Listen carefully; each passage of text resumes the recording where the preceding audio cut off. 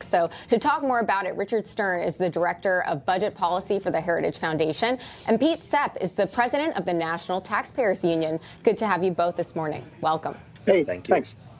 So let's talk about employment in America. Job openings dipped in March, but numbers show layoffs are on the decline, suggesting the labor market is still on a solid ground, despite what anyone is saying about, the Trump tariff plan. So what say you, Richard?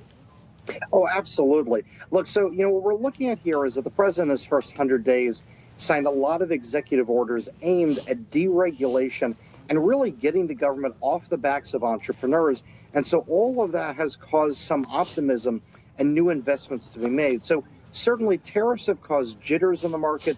Tariffs have caused some uncertainty in the market, but that's being bound on the other side by deregulation, a commitment from the president to cut taxes, Congress starting to work through that, and a lot of other things that DOJ is doing, for example, to cut government spending, to give that money back to the businesses, back to the individual American workers that actually earn that money in the first place.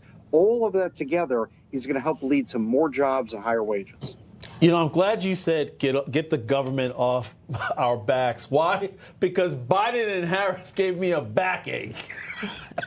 Me too. A lot of lower back pain from them is what I got. But exactly. I want to get to you, Pete, because President Trump has proposed an idea which could be great for Americans, talking about taxes, maybe using the tariff revenue in a positive way and eliminating the income tax. Do you think this is a good idea? Well, the administration's going to have to decide which way its trade policy is going to go. Tariffs can either raise a lot of money or they can keep a lot of goods from foreign countries coming into the United States. They really can't do both very well for very long. If they want to replace the income tax with tariffs, they're going to have to lower them and make sure that goods keep coming in that can indeed be tariffed. I don't know if we can get there. Eliminating the income tax, replacing it dollar for dollar with tariffs. If we want to have a conversation about how big the government should be, and I think Richard and I would agree it needs to be a lot smaller than it is now, well, then you're working with a smaller target. That's the kind of discussions we need to have here in Washington, especially moving forward with the tax reductions. We recently commissioned a poll that showed 32% of Democrats want Congress to quickly extend the Trump tax cuts. You would think you'd barely find 5% support among Democrats, but the fact that 1 in 3 want that tax relief to move forward is telling the Democrats here in Washington something about their own party's preferences at the grassroots. But Richard, Donald Trump knows how to play poker, right? Because he's going to say, what, Democrats are now, just like Pete just mentioned, they're saying, what, we want to actually keep the previous tax cuts going. President Trump is raising the ante, saying no tax on tips, no tax on overtime, no tax on Social Security. And he's actually going to influence the midterm elections with the outcome when they get this big, bold, beautiful bill passed. And the American people will see it not only next year, but this year in real time in their pockets. That is a big win for America. What say you? Oh, absolutely. The other thing also that this bill is going to do is put real investment back in our military. It's going to give all the remaining resources to the president he needs to secure the border, not just now, but for many years into the future, to finish his promise of deporting all of the illegal aliens, especially the ones in MS-13 and that commit violent crimes across America. And so Americans are going to see all of the value of this. But there's also two other things that are going on in this bill. Deregulation, permitting reform to make it easier to get energy resources out of the ground, and cutting spending, as Pete was just talking about there, making sure that we actually codify the DOJ cuts and get those bureaucrats out of the way and give you your money back. And so we're going to see all of this together in that big, beautiful bill. And I think you're absolutely right about what that kind of impact is going to be. Well, yesterday, automakers were very happy with what President Trump came forward with, especially before the rally last night. President Trump reassessing the tariffs on the automakers, now offering some relief on his 25% levies. Here's what he told the crowd in Michigan last night. Our jobs are protecting our great American auto workers and all of our workers, frankly. After decades of politicians who destroyed Detroit to build up Beijing, you finally have a champion for workers in the White House. And instead of putting China first, I'm putting Michigan first, and I'm putting America first. Pete, your reaction to the president's carve-out, I would say, with respect to these automakers on tariffs? I think the president is recognizing that the ultimate payers of tariffs are the American people when they are levied on imports coming into this country. It's not like the tariffs are levied directly on China.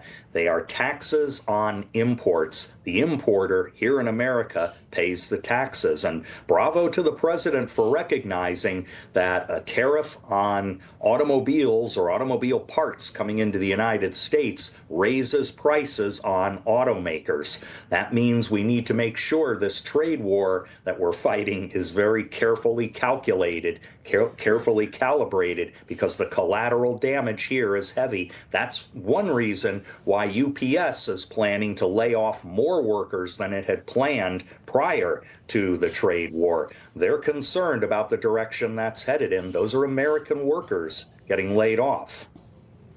So let's bring the conversation to the first edition kitchen table. It's morning. You might be having breakfast. You might even be making some eggs, which now the American people can afford. Why? Because President Trump policies. And you know what? He actually explained why egg prices are now, or I should say no longer scrambled, but now sunny side up. My first week in office, they start screaming at me, "What about the price of eggs, eggs, eggs?" I said, "I've only been here for 6 days. I was there 6 days. Nobody's going to believe me when you get out there that it's Sleepy Joe Biden's fault. So, Brooke, you got to get going, Brooke, please." And she did a great job. And you had so many eggs for Easter, and your price was down 87% from that point. You know, Richard, the thing is that Humpty Dumpty Biden is no longer in the White House. And now we have a president that understands markets and understands that you just can't run from problems. You have to actually run toward the problem to get it done. And that's what good people and good leadership do. What say you? Well, yes. So the important thing here to remember is the Biden administration was murdering millions of chickens to deal with an outbreak, and they were overkilling the chickens by any account of any scientist you could read looking at the topic. So one of the first things that the Trump administration did, that Brooke Rollins did at Department of Ag, was stop the killing of the chickens. And so sure enough, you're absolutely right. Farmers were able to replenish their populations, get egg production back online, and the private sector always finds a way. And that, of course, goes back to the overarching lesson here, which is our prosperity comes from our fellow countrymen going to work, building businesses, producing products. It does not come from government or government regulators. And we have to remember that. The larger the government, the smaller the family budget is.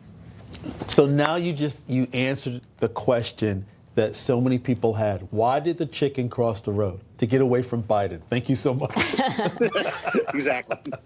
Pete, real quick, we heard from Scott Bessent yesterday. He was talking about how whether he wasn't confirming whether or not President Trump was talking to Xi, saying, I'm not manning the switchboards. I'm not going to tell you. But then Howard Lutnick later in the day came out and said, I have a deal done, but I need to wait for a prime minister and their parliament. So I guess that's some clue as to who will do the first deal. Who do you think? What country will we make the first deal with respect to the tariffs?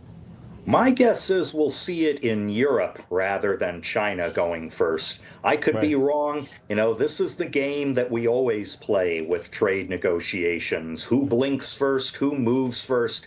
What's important is that we're moving in the right direction toward the zero tariffs, zero trade barriers that the president has said he wants. All right. I think he gave a serious clue when he said prime minister in the parliament. Right. That narrows it down. That narrows it down dramatically. But that's a good anchor. If you have that, I think we can make some other deals around the world. Exactly. Richard Stern, Pete Sepp, thank you. My pleasure. Thank you.